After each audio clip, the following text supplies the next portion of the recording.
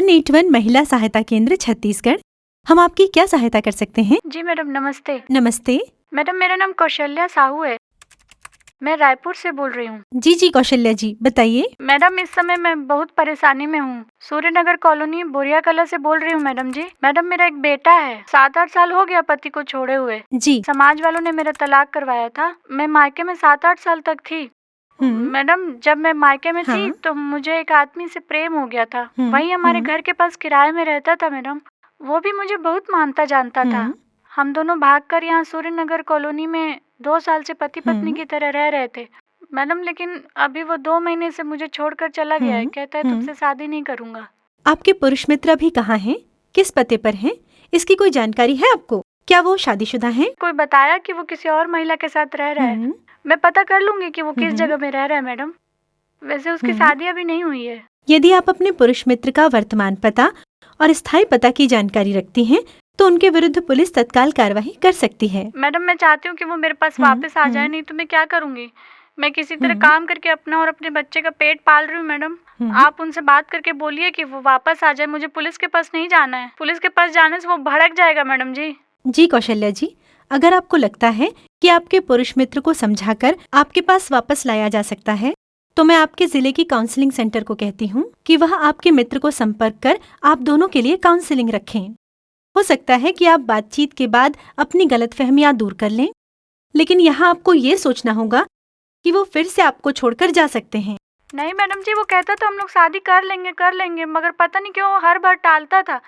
मेरे आस पड़ोस के लोग तो हमको पति पत्नी समझते हैं। 2 बार गर्भवती भी हो गई, पर वो बच्चा गिरवा दिया। मैं क्या जानती थी कि वो मुझसे शादी नहीं करने वाले हैं। मैडम जी इतनी दिक्कत हो गई है, बच्चे को अकेला छोड़कर मैं काम पर जाती हूँ। अब अपना और अपने बच्चे का पेट तो पालना ही है ना मैडम जी। मैं अकेली होती तो कैसे भी कर लेती, कहीं चली जाती, कुछ खा के मर जाती मैडम जी। नहीं कौशल्या जी, आप निराश मत होइए। आपका केस यहाँ 181 महिला सहायता केंद्र में रजिस्टर किया जा रहा है। आपके फोन पर एक मैसेज आएगा, उसमें आपका केस नंबर होगा। आपसे अनुरोध है कि आप अपना केस नंबर सुरक्षित रखें। आप अपना ख्याल रखिएगा। धन्यवाद। आवेदिका की इच्छानुसार यह प्रकरण काउंसलिंग सेंटर को भेजना है। काउंसलिंग सेंटर इंटीग्रेटेड एजेंसी के अंतर्गत आता है, अतः टेलीकॉलर केस को इंटीग्रेटेड एजेंसी में सबमिट करेंगी। सबमिट करते ही केस नंबर पॉपअप होता है। तत्पश्चात केस की कैटेगरी चयनित की जाएगी। वर्तमान केस डोमेस्टिक वायलेंस एवं फ्रॉड एवं चीटिंग से संबंधित है। प्राप्त केस हाई प्रायोरिटी का है।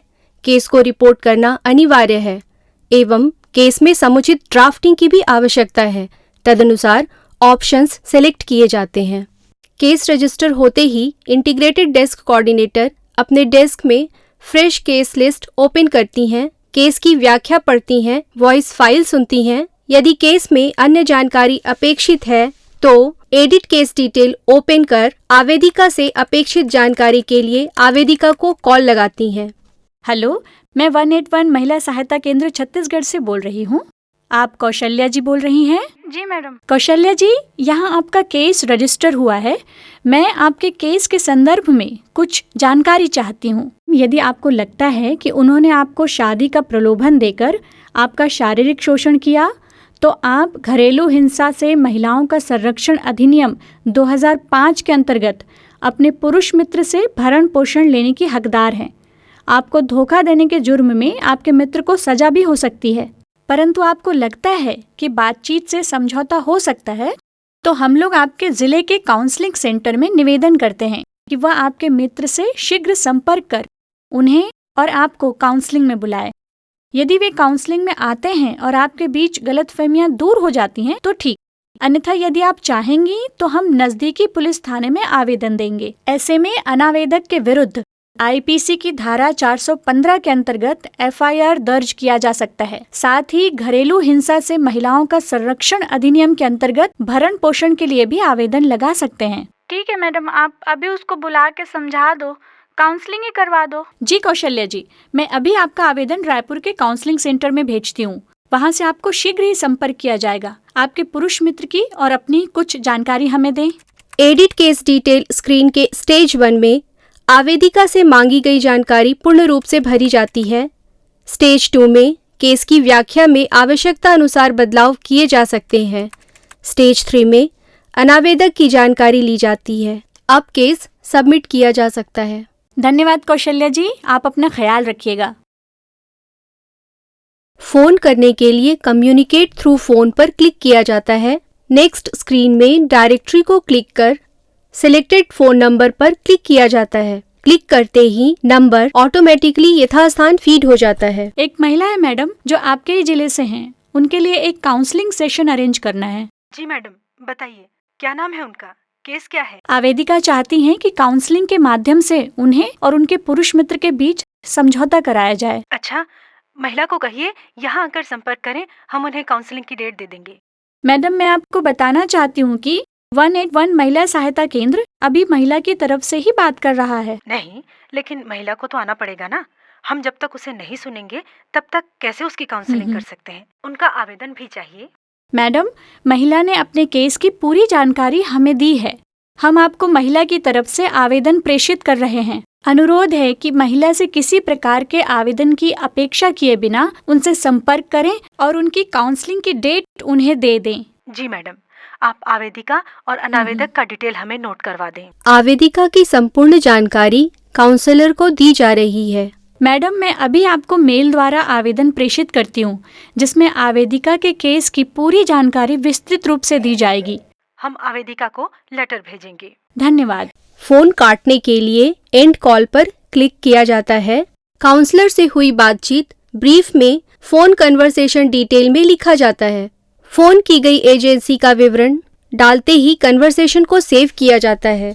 नेक्स्ट फॉलोअप की डेट लिखकर कन्वर्सेशन को फाइनली सबमिट किया जाता है। कम्युनिकेट थ्रू ईमेल में जाकर काउंसलिंग एजेंसी में आवेदिका का आवेदन 181 महिला सहायता केंद्र द्वारा मेल किया जा रहा है। हेलो जी कौशल्या जी, मैं 181 महिला सहायता केंद्र से बोल रही हूँ। जी मैडम, आपको जानकारी देनी थी कि आपके केस के संदर्भ में आपके जिले के काउंसलिंग सेंटर से हमने बात कर ली है और उन्हें आवेदन भी भेज दिया है। वो आपको फ़ोन कर सकते हैं।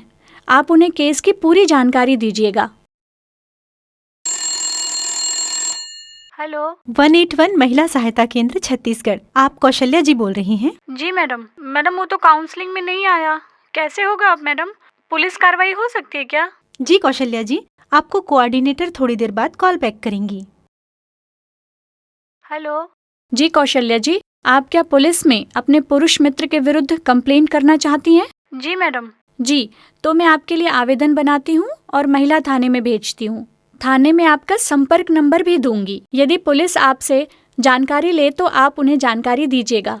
आपके आवेदन में आईपीसी की धारा 496 एवं 415 के अंतर्गत अनावेदक के विरुद्ध एफआईआर दर्ज करने का अनुरोध करूंगी।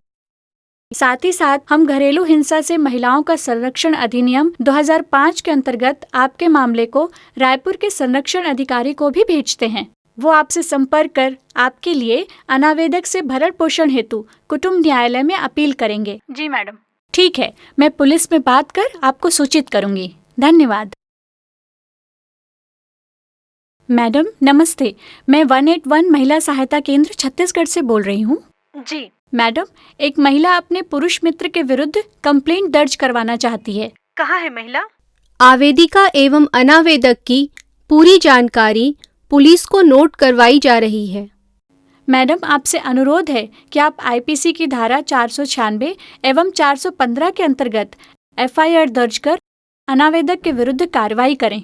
अच्छा, महिला को थाने भेजिए ना जी, वो हम देखेंगे ना किस में कार्रवाई करनी है। 181 महिला सहायता केंद्र का काम ही है कि वो पीड़िताओं की शिकायत को संबंधित एजेंसी तक पहुंचाए। हमारा काम पीड़िता और आपके बीच एक ब्रिज का है। हम आप दोनों से लगातार संपर्क में रहेंगे। आपसे अनुरोध है कि प्रारंभिक जांच आरंभ करें।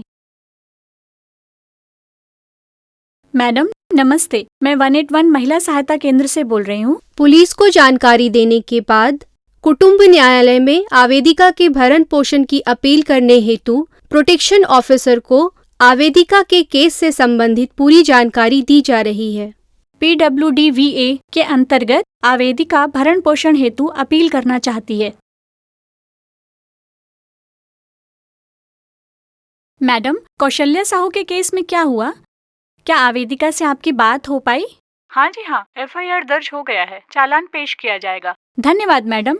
क्या आप FIR की एक प्रति हमें मेल कर देंगी? जी करवाती हूँ। धन्यवाद मैडम। केस से संबंधित डॉक्यूमेंट्स यथा FIR की कॉपी, आवेदिका द्वारा दिया गया शिकायत पत्र या किसी प्रकार के एविडेंस की कॉपी केस के साथ लॉग फाइल में अटैच की जाएगी। इसके लिए डॉक्यूमेंट को स्कैन कर अटैच करें या कंप्यूटर की किसी फाइल से ब्राउज करें। हेलो। कौशल्या जी, अभी आप कैसी हैं? आपका FIR भी हो गया। अब आपका मामला कोर्ट में चला जाएगा। घरेलू हिंसा से महिलाओं का संरक्षण अधिनियम के अंतर्गत आपने भरण पोषण के लिए भी अपील कर दिया है। जी मैडम धन्यवाद। कौशल्या जी, अब जो भी निर्णय होगा वो कोर्ट के द्वारा ही होगा। यहाँ 181 महिला सहायता केंद्र की कोई भूमिका नहीं होगी। तो हम यहाँ से आपके केस को क्लोज करने की अनुमति चाहते हैं। मैडम जी मैं समझी नहीं। कौशल्या जी, यहाँ से आपका केस बंद कर देंगे, लेकिन आपको जानकारी दे दूं कि आप जब चाहें तब यहाँ फोन करके अपनी शिकायत दर्ज करवा सकती हैं। आपका फोन आने पर हम आपके केस को दोबारा खोल सकते हैं। जी मैडम। धन्यवाद कौशल्या जी, आप अपना ख्याल रखिएगा। आवेदिका की सहमति मिलने पर कोऑर्डिनेटर द्वारा केस क्लोज करने का रिकमेंडेशन मैनेजर को किया जाता है। मैनेजर द्वारा पुनः केस का रिव्यू कर तदनुसार निर्णय लिया जाएगा। वर्तमान केस में संबंधित एजेंसी यथा काउंसलर, पुलिस, प्रोटेक्शन ऑफिसर द्वारा समुचित कार्रवाई की गई है। केस न्यायालय में प्रक्रियाधीन है, अतः केस को क्लोज किया जा सकता है।